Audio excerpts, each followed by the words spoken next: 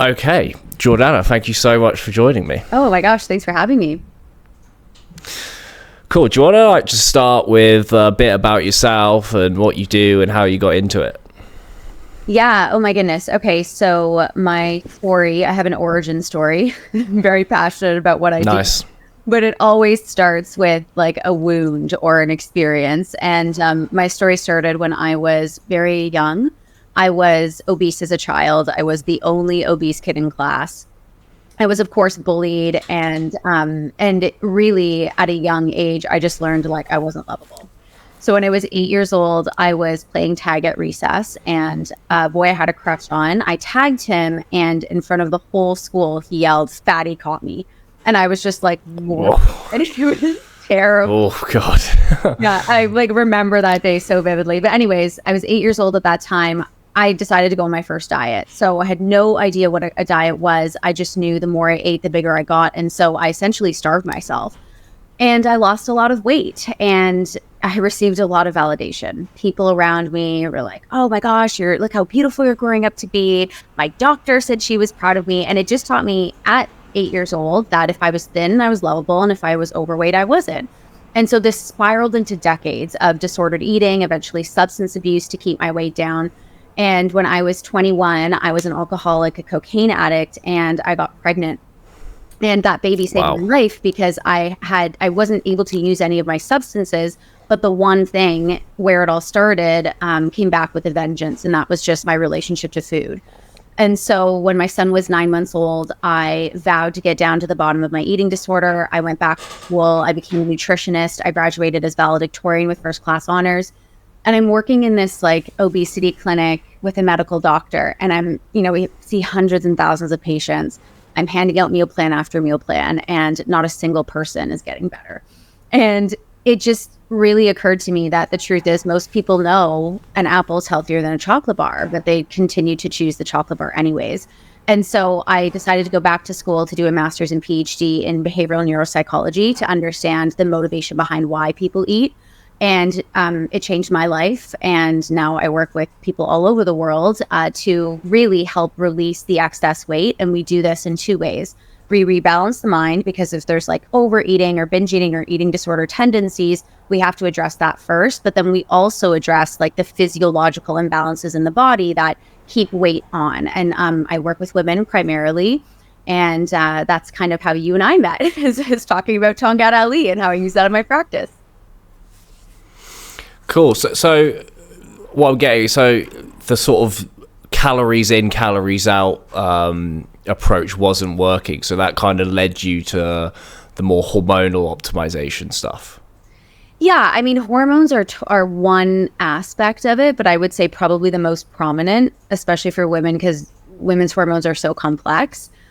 But hormonal imbalance also, too, is not really a root cause. Like, you always want to get down to the root of, like, well, why are the hormones imbalanced? And you want to address like, everything in kind of a holistic approach. But, yeah, calories in and calories out, I think, is, like, a very old and unfortunately over-researched concept that it just doesn't, like, the research just doesn't stand anymore for that. It's not that simple. So what would sort of be your approach then? So let's say you've got like a woman who's having hormonal issues, she's trying to lose weight but struggling, maybe like no libido, no energy. What would be sort of like your approach to that? Yeah. So from a psychological and emotional perspective, of course, we're diving into, okay, what are the main stressors in her life? Like, does she have pathogens like parasites? Like, how's her gut doing? But if we really, and those are kind of more of the root causey stuff for the hormone imbalance. But if we're looking at hormone imbalance, depending on the age of the woman, is she perimenopausal? Is she fully blown in menopause? Is she on the younger side? We're looking to address kind of the main hormones that women experience dysregulation in. So in my practice, we run a hormone test. It's called the Dutch test. It's extremely vast. It's urine-based, so we don't typically want to test hormones in the bloodstream, because hormones really should only be in the bloodstream temporarily as they like travel to bind to the cells of the organ that they're working on, right? Like the endocrine organs. So so basically we run the hormone test, and depending on what we see, we're going to want to address like estrogen, testosterone, DHEA, progesterone. and so on and so on. And to, you know, if you're listening to this and you're like, I've gotten blood tests done by the doctor and everything is fine, we always want to look at a functional, like optimal range. So when you're going to the doctor's office and getting blood work done, they're really looking at, okay, like, do you need to be on medication or not? And if you don't need to be on medication, then you're technically okay. But in my practice, when we're looking at it from a more optimal and functional place, we're looking at a much wider range. So we want to see, like, how are we trending, right? How are those hormones interacting with one another? We might have perfectly balanced testosterone and estrogen and progesterone, but if progesterone is much lower than estrogen, we're still estrogen dominant, right? So we want to look at kind of the whole picture. And then from there, I'm using different supplements, herbs, lifestyle changes in order to balance those hormones out. Nice. So what would you say would be like a supplement stack? So let's say a woman's hormones are completely off. What would like be a supplement stack you would recommend? Okay, so this is where our relationship started, but I love Tongkat Ali for women. It is typically like a male, it's very like masculine advertised, and because I originally found it for libido. And when I meet women, one of the first things I ask them is like, how is your libido doing? Because that tells me everything about how their hormones are functioning. If a woman of prime age has no libido, you're like, something is going on here, right? And for women too, like in order to produce a libido, we need, it's really the balance of like progesterone and testosterone, and DHEA plays a big role in there. And progesterone for women is really difficult to manage because progesterone is really released when we feel super safe. And so if women don't feel safe, if they have chronic stress in their life or cortisol is out of balance, then libido is going to dip, or progesterone is going to be converted to cortisol versus testosterone. So progesterone is a hormone that can kind of go either way. It's like a precursor to cortisol or testosterone. And when there's a lot of stress in the life, it'll favor that cortisol pathway. Now, I'm telling you all of this because one of the reasons why I love Tongkat Ali so much is because it works on so many different hormones at once. It's not just like, oh, we take DIM or Indo-3-Corbanol to like reduce estrogen. It's like working on estrogen, testosterone, cortisol, thyroid hormones. And it's also acts as an adaptogen, right? So it's not suppressing hormonal function or elevating hormonal function. It's really creating that healthy balance. And so I just find for women specifically where the research is between ages 30 and about 65, 70, Tongkat Ali is my go-to. It's kind of like an all-in-one, just like perfect blend, and tends to find the imbalances and address those individually, like specifically for each person. Cool. So it's not necessarily raising any one particular hormone. It seems to be like it will help your body respond to stress, perhaps by tackling cortisol, and then that will like balance out the overall hormone picture. Yeah, cortisol is one of the hormones it works on, right? But it also works on testosterone, estrogen, DHEA, DHT. Like it really is so multifaceted. And I believe that that's why it's so successful for so many different women, because like I mentioned, I mean, depending on where the root causes are and what hormones are out of balance and how they're interacting, like everybody is so different. And women's hormones are extremely more complex than male hormones. You know, men are on a 24-hour cycle, women are on a 24-hour cycle and a 28 to 30 day cycle. And so it also works on the ovaries, the adrenal glands, the thyroid glands. So it just is, it's one of those things that you kind of put in the body. And I can explain how I do that because you don't just like go full force, but you put in the body and it almost like goes through the bloodstream and sees what's out of balance and helps to create that homeostasis rather than suppressing certain hormones or elevating other ones. It's like looking for the balance. What would you say to women who have heard that and, you know, they're hearing like testosterone and they're thinking, well, I don't want more testosterone? Yeah, I'm like, why not? And also too, I get it. I think that testosterone is just so closely related to like really intense big muscles or hair in places you don't want it to be. And women need testosterone. We absolutely produce testosterone just like men need estrogen, just in a specific amount. And for women, because testosterone is not related to our, not directly related to our like life, like it's not a safety thing, it will be one of the hormones that's first suppressed in the body if there's hormonal imbalances. So unless you have diagnosis of PCOS, and in that case, I would not use Tongkat Ali. Like there's certain people that just shouldn't use it until their hormones are a bit more balanced. But unless you have like diagnosed PCOS and the very specific kind of it, or you have testosterone, what's it called? Like elevation, you have too much. It really is only going to allow for that like progesterone, testosterone pathway. So we're looking at thicker, more luscious hair in the places that women need it. We're looking at higher libido. We're looking at increased muscle mass, and we're looking at fat loss. We're looking at even elevation in vitamin D and the relationship between vitamin D and testosterone. Like they work kind of synergistically together. So it really just only enhances the female experience. So I'm a huge fan of it. Is it possible to take too much? Like if a woman was to take too much, is it possible that they, do start like growing hair in the wrong places, or like do start sort of, because you've all seen like the images of like a female bodybuilder who's obviously like actually using like proper testosterone, but is that even in the realm of possibility with this? Not with Tongkat Ali, because remember, it's not elevating testosterone unless you need testosterone to be elevated. It's an adaptogen. So adaptogens go in balance. So if you're too low, it's going to bring you up. If you're too high, it's going to bring you down. I just typically contraindicate it with PCOS just to be safe. But like testosterone is one of the many other hormones it's working on. So if we're also working on DHEA, balancing DHEA, not just raising it, luteinizing hormone, we're working on cortisol.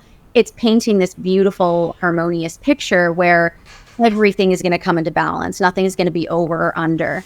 One of the the only real negative side effect I've seen with Tongkat Ali is in the beginning for women specifically, just because that's my niche. Sometimes there's a bit of nausea that happens. And I actually get really excited when this happens, because to me, this tells me that it's actually trying to regulate the thyroid. So when the thyroid is really suppressed or low, and we just start like addressing and trying to boost up the thyroid and addressing cortisol, it can create that like nauseous feeling, but it typically goes away within a 2-week period. And we usually just work ourselves up to a dose that's appropriate for the person. Nice. That's interesting. I've never, because sometimes we get men saying that, it's causing nausea. So it's interesting that that's just actually it working on the thyroid. Yeah. So that's interesting. What would you say are like some of the best success stories or results that you've seen in your practice with Tongkat Ali? Yeah, so I mean, I'll talk about myself truly with Tongkat Ali. So one of the reasons I started using it was because after I had my son, he's 8 now, I had no libido at all. And I noticed that it was just so much. I was pretty young too, right? So I wasn't really able to lose the weight quickly. There was a lot more subcutaneous fat than I had wanted. And no matter how much I exercised, I just like couldn't get the weight off. So I originally started using Tongkat Ali for libido. And what I noticed was that in about a 6-week period, I started to feel a bit more what I'll say is like or like spice in my life. Okay. Like not blown like crazy libido, just like a little bit more energy too. I had better recovery after workouts. I was feeling like my workouts were doing something, and I wasn't just kind of like, when you're on a horse that's exhausted and you just keep trying to beat the horse and the horse does not going anywhere. Like that's how I felt, especially as a new mom. And, you're getting sleepless nights, like cortisol all over the place. And just biologically, the nervous system does that because you just had a baby, right? So it keeps you on high alert to protect the baby. So anyways, as long as you're not breastfeeding, once you're done breastfeeding, I started using Tongkat Ali. And it really, within 6 weeks, I started to feel a little bit more energy. My workouts were better. In about 3 months, I had lost like almost 30 pounds. And I didn't change anything. I was working out even less. I was eating the exact same amount. And, I've been doing this for a while. It really was the only thing that I had changed. And so I kind of accidentally stumbled upon it. And then I stopped taking it because I ran out, and I started to notice tiredness again and so on. So when I went back on it within a couple of weeks, like all of those symptoms had rebalanced and the weight kept coming off. And after a 6-month period, I had lost all of the baby weight. So I gained about 80 pounds in that pregnancy. Yikes. But anyway, I lost about 80 pounds, which is kind of crazy. And I just felt the best I have in a really long time. I had regular periods too, which is something I had struggled with in the past. And so at that point, I just knew I was onto something. And I started to research it and use it in my practice. And I've seen incredible results. Actually, even particularly women who have very resistant, stubborn weight. So when we're in that perimenopausal, menopausal age, it's very difficult for women to drop the extra weight. And that's because hormones are changing so much. So I find Tongkat Ali is a really, really good source for even those really hard kind of stubborn cases. That's interesting. What about menopause? Do you work with women specifically going through the menopause, and does it help with that? Yeah, so I use the word perimenopause, but really I'm talking about like perimenopause to menopausal age. And the majority of research actually does kind of address that like 45 to 65 age group, which I think is really cool because, just because our ovaries stop producing estrogen, it doesn't mean that we don't need estrogen. It doesn't mean that we don't need testosterone, progesterone, all of those things. So what I typically see is women who go through menopause and have really awful symptoms.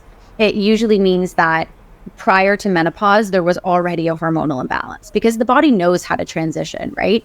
And one endocrine system that I focus on, or that is most prominent, I would say, is the adrenal glands, just because when there's a lot of stress already and then the ovaries stop making estrogen, it requires the other endocrine systems to pick up the production of estrogen, progesterone, luteinizing hormone, etc. So usually that goes to the adrenals and the thyroid. So what we see is women who go through menopause, the thyroid starts to depress. Now everybody's on Synthroid, and then the adrenals take a hit too. So, and that's where a lot of those symptoms are coming from the inability of the body to be able to produce these hormones that the ovaries were primarily producing. So when we put Tongkat Ali in that age group, it balances all of the organs and all the endocrine organs and the hormone production in a way that creates that homeostasis that allows for that transition from perimenopause to menopause to postmenopause in just a much more balanced way. So we see, especially from a weight loss perspective, because that is my niche, like most of the time women going through these transitions, they start to gain weight like men, where before most of their weight is subcutaneous in their hips and thighs. And then after menopause, or as they're transitioning, a lot of it goes to their belly fat, and that's that cortisol belly. And this creates a lot of risk for disease as well, like, heart disease, high cortisol, high cholesterol, all those things. So Tongkat Ali also, in a back end way, can help balance some of those metabolic disorders, because it really just prevents the body from going into those more dysregulation from a hormonal perspective. Is there a lot of research on it for women, or is this mostly just stuff you're seeing in your clinic? No, there's tons now. Well, tons. I've come across at least 5 good research studies. I'm happy to link them up. But I think people are really starting to open up their eyes to it. And it's funny because the original source of Tongkat Ali in Canada that I used years ago, like 8 years ago with my son, when I picked up the bottle, it was called Ultimate Libido. And I feel like people are now just, because there's so much more research, because it's becoming a little bit more mainstream, they even changed the name to Ultimate Performance, because, we don't want to mismarket that, right? It's not just libido that it's helping with. So I think that it is going to become a lot more mainstream. One of the reasons why I love it is that it's not fully mainstream yet even. So it's just kind of this little magic pill I use. And I practice. It works 9 times out of 10. But yeah. No, nice. So if women are watching this and they, you know, that maybe they're struggling with hormones, with libido, with the menopause, and they want to work with you, where can they find you? Yeah, of course. So I will link up my website. I'm at themindfulclinic.com. I live mostly on Instagram. I'm not very like tech savvy, but I have a LinkedIn as well.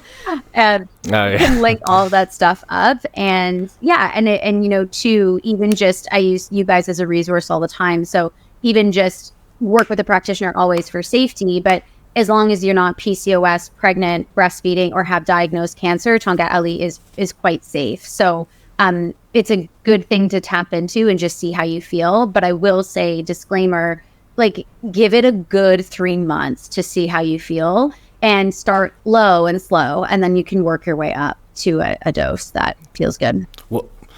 What sort of dose do you recommend people start with and then like look to work their way up to? Yeah. So depending on how severe the hormonal imbalances are, and if you're not going to test or work with a practitioner, think about things like how do you sleep? How are your periods if you're still getting them? Is your weight very stubborn? Do you go through like crazy mood swings? So these are just signs to think about. But I usually start with like a 100 milligram dose. And then for women, I work my way up to 500. Actually, a lot of the studies are working with 600, which is much more than I would ever use for my practice personally. But yeah, like, and for me, even, you know, I probably don't necessarily need it anymore, but I still take 100 milligrams every day. And like, I love it. Yeah. Yeah. No, fair enough. That's interesting. I have a friend of mine who she's on some sort of contraception. I can't remember which one, and it's like massively causing like disruptions. I don't think she even got like a period before she was on it, to be fair. So I've now just like the light bulbs going off. Like I don't know why I've not recommended this to her yet. Yeah, you know what's interesting actually? I've had women who have been like in perimenopause that are 35, and the doctor's like, "Oh, you're just going through menopause," and they're like, "I'm 35." And I put them on low dose of Tongkat Ali, and like period comes back. And they were like in full blown menopause, haven't had a period for a year, and they're like freaking out. I'm like, this is a good thing. This is your hormone stuff. Like we're women. It sucks. No, it's not fun to bleed every month, but like that is a part of our makeup. And so contraceptives are a whole other beast. But unless you really, really need them, like there's so many other natural ways to prevent pregnancy if that's what you're using it for, that don't severely cause like disruption in the hormones. Because even if you're getting a period while on a contraceptive, it's not a real period. Like you're basically inhibiting the signal from the brain to the ovaries and creating this synthetic period from a pill, right? So like we're not getting that release every single month, which is so important for women. So if a woman is not having a period while she's not on contraception, then that's like a huge indication that hormones are all over the place. There's something wrong. Yeah. I lost my period for 2 years at one point, just from amenorrhea, just like extreme exercise. And it's obviously a red flag. Like that's part of our makeup. We can't not get a period. It's how our bodies function unless we are in menopause. But I would say with that, it usually is PCOS. That would be the diagnosis. And unfortunately, with the medical system, God love the medical system, you know, like saves lives. But in some areas, they're just like not fully holistic. They're not looking at the whole picture. And so when they're diagnosing people with PCOS and then putting them on a contraceptive, they're just really further suppressing the body's ability to produce these hormones in a balanced way. And it ends up causing infertility, like just, you know, terrible symptoms. No, absolutely. I completely agree. Let's say, you know, elevator pitch, 30 seconds for Tongkat Ali for women. What's your pitch? Ooh, that's a good one. Oh my gosh. I would say, first of all, don't knock it until you try it. The truth is, it's very rare to find one single herb that is going to work in such a multidimensional way in pretty much all female and male-based hormones. And it's working on many different endocrine systems as well. And it, rather than suppressing or elevating, it's really bringing them into balance and creating homeostasis. So for me, it's kind of the safest way to approach a hormonal dysregulation in a very compulsory way without having to take a million different things. It's a slow and steady game, but in the long run, what you have is complete body rebalance rather than, just addressing one thing at a time. So for me, it is absolutely the go-to. I find it works on almost everything. Amazing. Cool. I think that's everything. That was lovely. Thanks for chatting with me. Yeah. Thank you so much for joining me. Cheers.